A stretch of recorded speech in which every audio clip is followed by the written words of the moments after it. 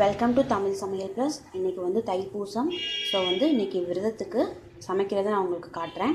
இப்போ வந்து ஒரு கப் வந்து துவரம்பருப்பு எடுத்து அதில் வந்து ஒரு பெரிய வெங்காயமும் 2 தக்காளி வந்து நறுக்கி போட்டிருக்கேன். இதை வந்து நம்ம வேக வச்சிடலாம்.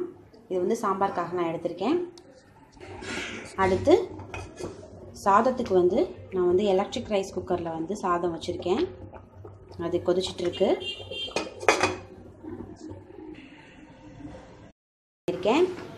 இப்போ வந்து குக்கர் எடுத்து வச்சுருக்கேன். இது வந்து 4 விசில் வர்ற வரைக்கும் நம்ம இதை வேக விடலாம். வந்து ரசத்துக்கும் சாம்பாருக்கும் தேவையான புளி வந்து எடுத்து தண்ணியில் போட்டு வச்சுருக்கேன். அடுத்து சாம்பார் வைக்கிறதுக்கு வந்து 2 முள்ளங்கி, முருங்கைக்காய், பீன்ஸ், ஒரு கேரட் எடுத்திருக்கேன். இது வந்து அவரைக்காய் பொரியல் பண்ணுறதுக்கு எடுத்திருக்கேன்.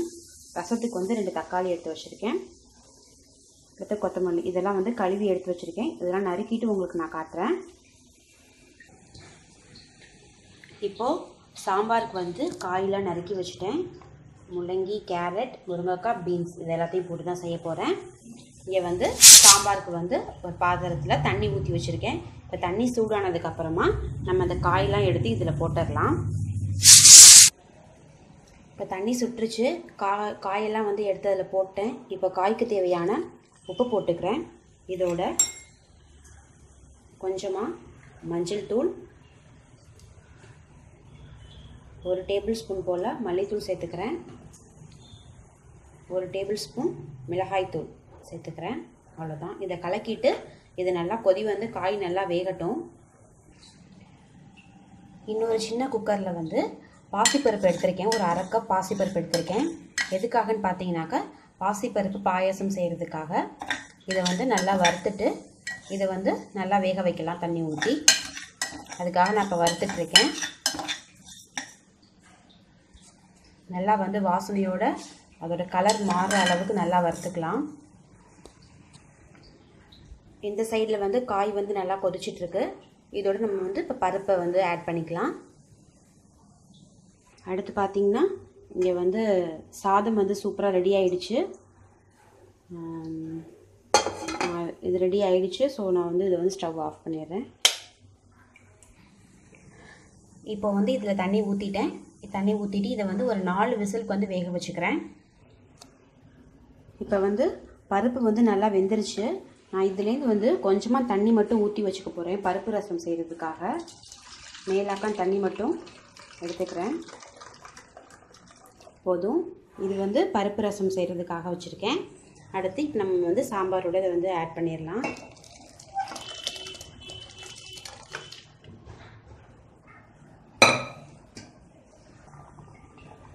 சாம்பார் வந்து நல்லா வெந்துட்டுருக்கு. இப்போ நான் இதோட புளி தண்ணியும் ஆட் பண்ணிடுறேன் கொஞ்சமாக. போதும்.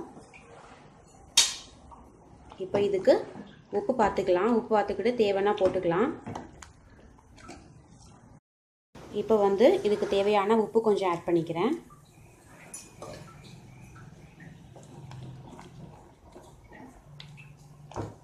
இப்போ இது நல்லா ஒரு 5 மினிட்ஸ்க்கு வந்து நல்லா கொதிச்சதுன்னா நமக்கு சாம்பார் ரெடி ஆகிடும்.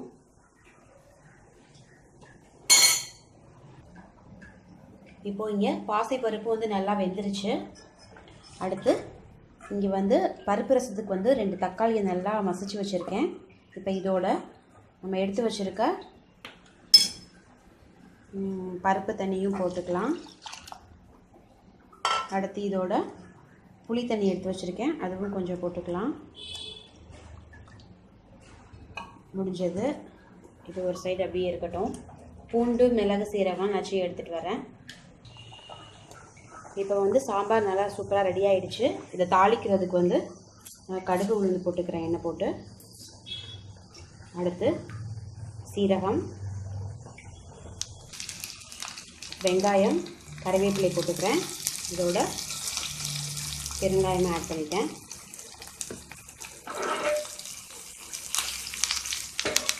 நல்லா கொஞ்சம் வேகட்டும்.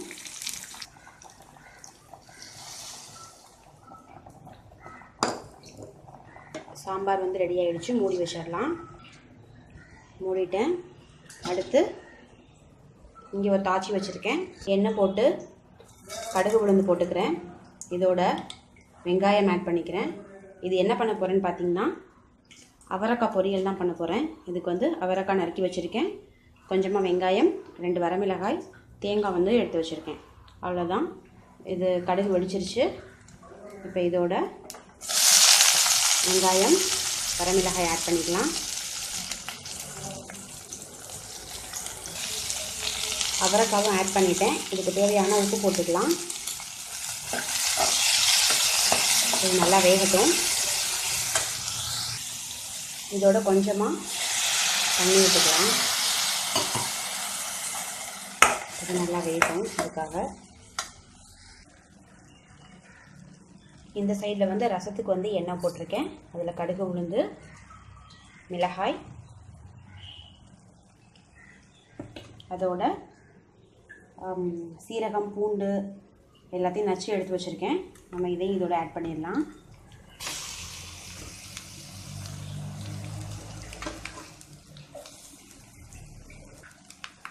கருவேப்பிலை போட்டிருக்கேன். இப்போ பெருங்காயத்தூள் போட்டுக்கலாம். இதை நல்லா வதக்கிக்கலாம். வதக்கிட்டு இந்த சைடு வந்து பருப்பு ரசத்துக்கு வந்து தக்காளி, புளி தண்ணி, பருப்பு தண்ணி எல்லாம் போட்டு வச்சுருக்கேன். இதோட வந்து கொஞ்சமாக மஞ்சள் தூள் போட்டுக்கலாம். உப்பு வந்து லாஸ்ட்டாக ஆட் பண்ணிக்கலாம். கொஞ்சம் வந்து இது ரெடி ஆகிடுச்சு. ரசம் தாளித்ததை வந்து எடுத்து இதில் வந்து ஊற்றிட்டேன். இப்போ இது வந்து ஒரு கொதி வரட்டும். ஃபைனலாக வந்து உப்பும் கொத்தமல்லியும் போட்டுக்கலாம். அடுத்து இங்கே வந்து அவரைக்காய் வந்து நல்லா வெந்துருச்சு. இப்போ இதோட தேங்காய் பூ இதை வந்து ஆட் பண்ணிக்கிறேன். இப்போ அவரைக்காய் பொரியல் வந்து ரெடி ஆகிடுச்சு. இதை மாற்றிடலாம். ஸ்டவ் ஆஃப் பண்ணிட்டேன். இந்த சைடு வந்து கொதி வர மாதிரி ஆகிடுச்சு. இப்போ இதோட நான் வந்து கொத்தமல்லி இலை போட்டுக்கிறேன். இதோட உப்பும் ஆட் பண்ண போகிறேன். உப்பும் போட்டேன். இப்போ வந்து ரசம் ரெடி ஆகிடுச்சு. இதையும் மூடி வச்சிடலாம். அடுத்து அவரைக்காய் பொரியலும் ரெடி. இதையும் மூடி வச்சிடுறேன். இப்போது அதே தாச்சியில் வந்து ஒரு வாழைக்காயை வந்து தோல் சீவிட்டு நறுக்கி வச்சுருக்கேன். இதோட கொஞ்சமாக உப்பு போட்டுக்கலாம். இந்த மாதிரி நறுக்கி வச்சுருக்கேன். இப்போ இதோட உப்பு போட்டிருக்கேன். உப்புக்கு அடுத்து கொஞ்சமாக மஞ்சள் தூள் போட்டு இதை வேக விடலாம். இந்த வாழைக்காய் வந்து ஒரு கொதி வந்தால் போதும். நம்ம இதை அப்படியே வந்து ஃபில்டர் பண்ணிவிட்டு வாழைக்காய் மட்டும் தனியாக எடுத்து வச்சிடலாம். ஃபில்டர் பண்ணி வாழைக்காய் எடுத்து வச்சுருக்கேன். ஒரு வெங்காயம் வந்து நறுக்கி வச்சுருக்கேன். ஒரு தாச்சியில் வந்து கொஞ்சமாக கடுகு எண்ணெய் போட்டு கடுகு, உளுந்து, இதோட வந்து கொஞ்சமாக சோம்பு போட்டுக்கலாம். அடுத்து பூண்டு நச்சு போடணும். இதோட பூண்டு நச்சுருக்கேன், அதையும் போட்டாச்சு. அடுத்து வெங்காயம் ஆட் பண்ணிக்கலாம். கறிவேப்பிலை ஒரு 2 மினிட்ஸ்க்கு வந்து அப்படியே வதங்கட்டும். சிம்லேயே வச்சுக்கலாம். அடுத்து இது நல்லா வதங்கினதுக்கப்புறமா நம்ம இந்த வாழைக்காயை வந்து இதோட சேர்த்துடலாம்.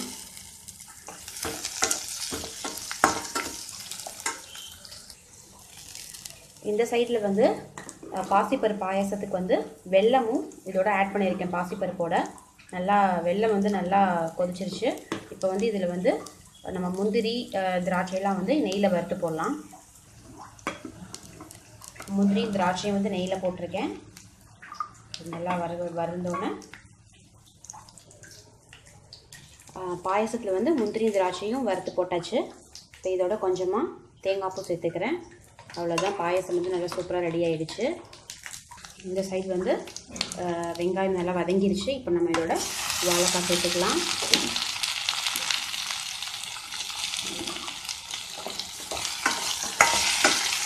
இதுக்கு தேவையான உப்பு, மிளகாய் தூள் மட்டும் இதில் ஆட் பண்ணால் போதும். இப்போ வந்து வாழைக்காய் பொரியல் வந்து நமக்கு ரெடி ஆகிடுச்சு. ஸ்டவ் ஆஃப் பண்ணிடலாம். இப்போ வந்து வாழைக்காய் பொரியலும் ரெடி ஆகிடுச்சு. இது வந்து பாயசமும் ரெடி பண்ணிட்டேன். எல்லாத்தையும் மூடி வச்சிடலாம். இப்போ நம்ம வந்து எல்லாமே ரெடி பண்ணியாச்சு. விரதத்துக்கு வந்து எல்லாமே செஞ்சு முடிச்சிட்டேன். இப்போ வந்து இதில் வந்து சாதம் ரெடியாக இருக்குது.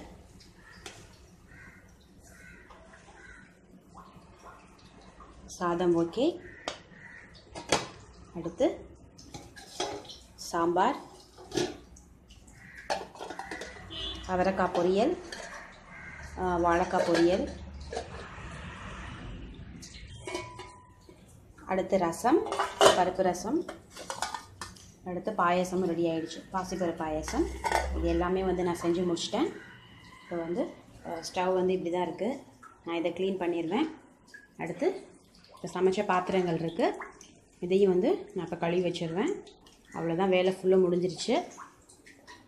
இதே போல் பாயசத்துக்கு வந்து அப்பளமும் நான் வந்து பொரிச்சு எடுத்துட்டேன். இவ்வளோதாங்க நான் இன்றைக்கி விரதத்துக்கு வந்து செஞ்சுருக்கிறது. இதே போல் நீங்களும் செஞ்சு பாருங்கள். உங்கள் கமெண்ட்ஸை எங்களோட ஷேர் பண்ணுங்கள். மறக்காமல் சேனலை சப்ஸ்கிரைப் பண்ணுங்கள். நன்றி, வணக்கம். அனைவருக்கும் தைப்பூச திருநாள் நல்வாழ்த்துக்கள். நன்றி.